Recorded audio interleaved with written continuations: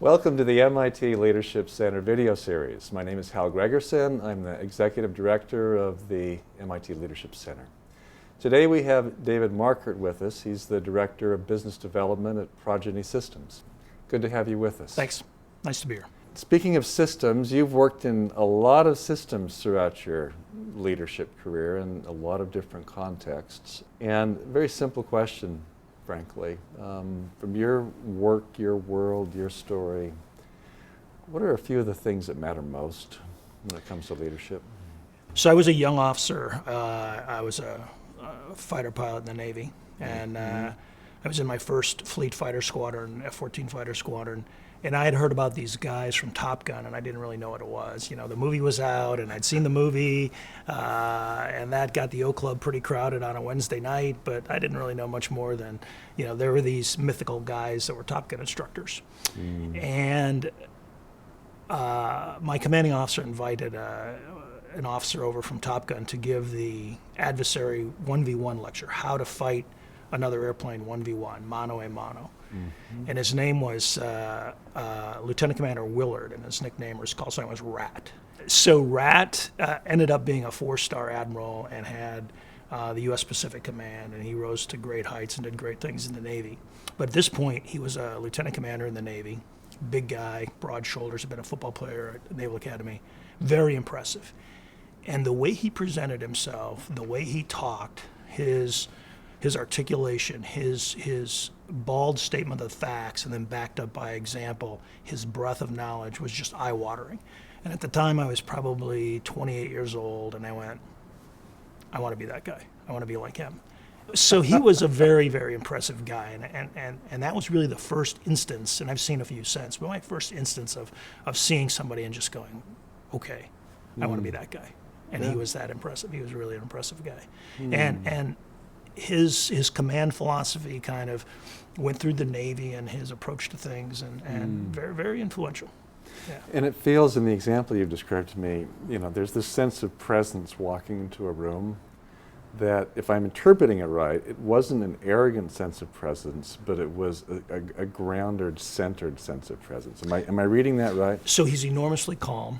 Yeah. He's enormously gracious. He's actually quite humble. Very easy to talk to. But when he's on and when he's talking about something he's passionate about, it was eye-watering, actually, impressive. And when I talked to him later, he said, you know, you should talk about maybe 25% of what you know on a topic and have the 75% in reserve, right? In other words, know what you're talking about. Right. And that 75% in reserve gives you the confidence to talk to the 25% that you may be addressing at any one time or another. And Right. I thought, that's probably a pretty good metric. That's pretty good. What are the things you do that most help you know what you're talking about?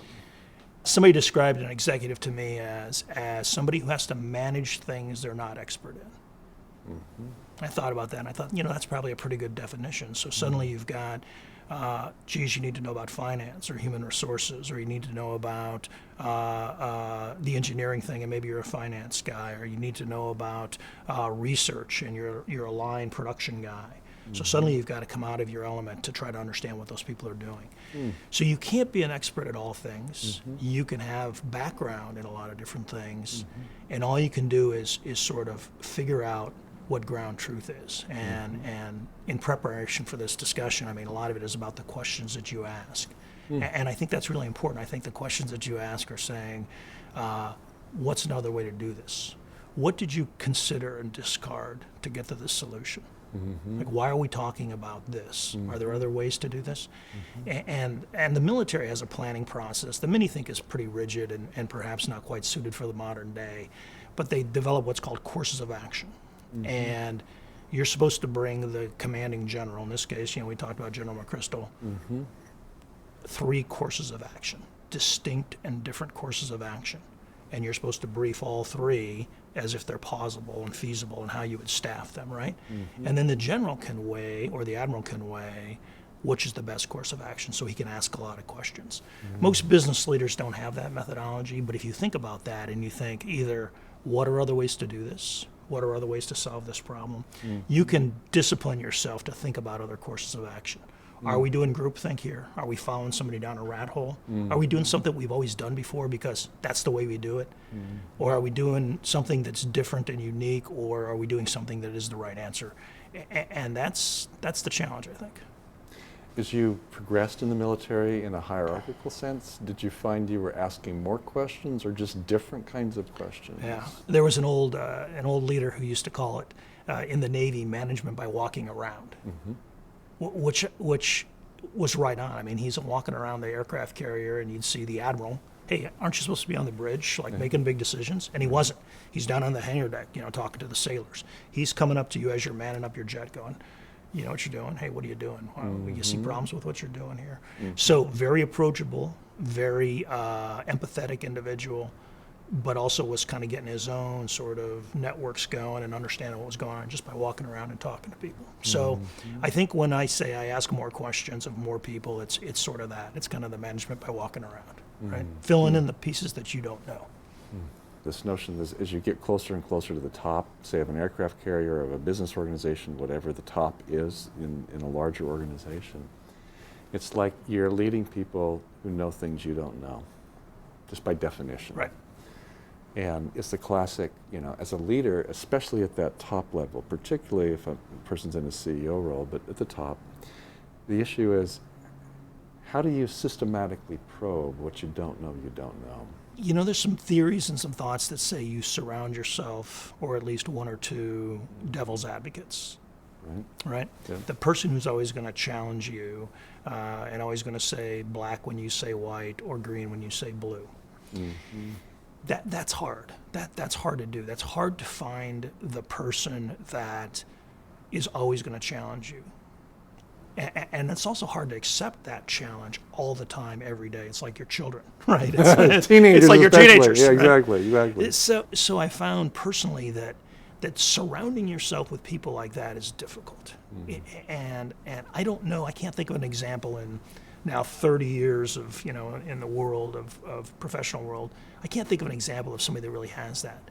But what I can think of examples of are people that think differently than you do. And so now this goes back to self-awareness.